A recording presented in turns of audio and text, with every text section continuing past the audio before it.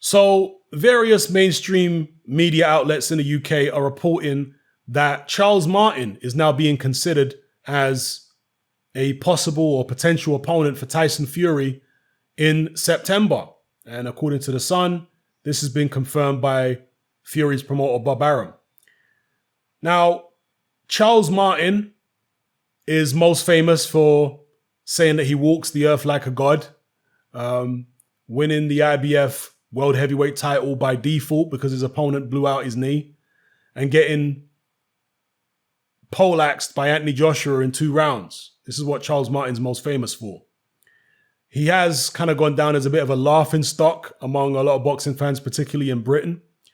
But to be fair, Charles Martin is a step up from Tom Schwartz, because at least Charles Martin has been a distance, for example, with Adam Kaunacki.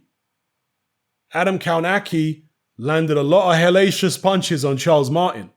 And unlike Gerald Washington, Charles Martin stayed on his feet and fired back. And in fact, in the late rounds, Martin became very competitive against Kaunacki. That was actually a pretty entertaining fight, Martin against Kaunacki. So Martin has passed a decent gut check. He didn't win the fight, obviously, against Kaunacki, but he passed a decent gut check and also a chin check in the Kaunacki fight.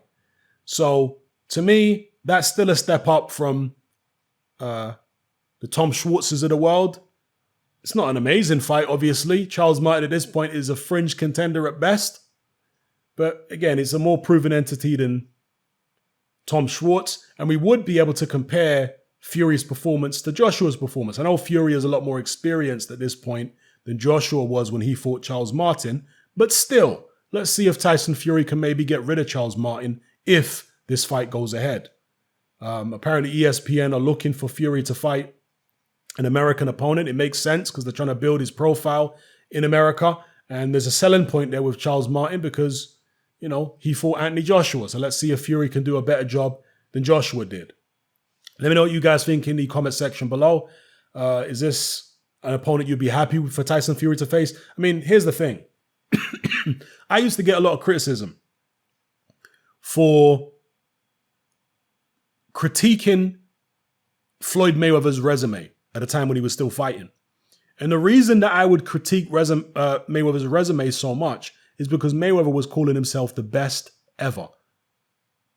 If you call yourself the best ever, then that means I have to compare your resume to Muhammad Ali, to Sugar Ray Robinson, to Henry Arms, to all the great fighters throughout history, Sugar Ray Leonard. I have to compare your resume to theirs, Roy Jones Jr., etc., etc. And in comparing your resume to theirs, I'm going to see that they did things that you didn't do. They took on certain challenges that you weren't willing to take on. So it's not that I'm saying your resume is crap. I'm just holding you up to the standards that you claim you're at. You say you're the best ever. Well, extraordinary claims demand extraordinary proof. That's just what it is. So it's not no hating thing. It's just, okay, you call yourself the best. Well, I'm going to go through that resume with a fine-tooth comb and see whether it stacks up to other fighters who don't necessarily call themselves the best, but boxing fans and boxing scholars are calling them the best ever. It is what it is. And same with Tyson Fury. Tyson Fury's running around saying he's the lineal champion. He's the best heavyweight out there, all this kind of stuff. Very braggadocious about it. So when it comes to his choice of opponent, I'm going to be very critical a lot of the time. Because if you're saying you're the best, then you should be fighting opposition who is just as tough as the opposition your rivals are fighting, if not tougher. Because you say you're the best. It stands to reason. It's just being fair. Charles Martin is not as good as, I would say, Andy Ruiz, better than Charles Martin. Certainly not as good as many of the other opponents Anthony Joshua fought. In my opinion, certainly not as good as Luis Ortiz. So it is what it is. Let me know what you guys feel about this potential showdown in the comments below. I'm out. Join me on Patreon.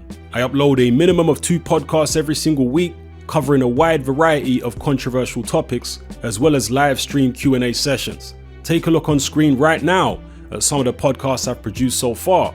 For just $3 a month, the equivalent of about £2 a month, you get access to all my new podcasts and my entire back catalogue of past podcasts, including my popular Confessions of a Nightclub Bouncer series. You can listen on your computer or on your smartphone or tablet by downloading the Patreon app from the Google Play Store or the App Store for free.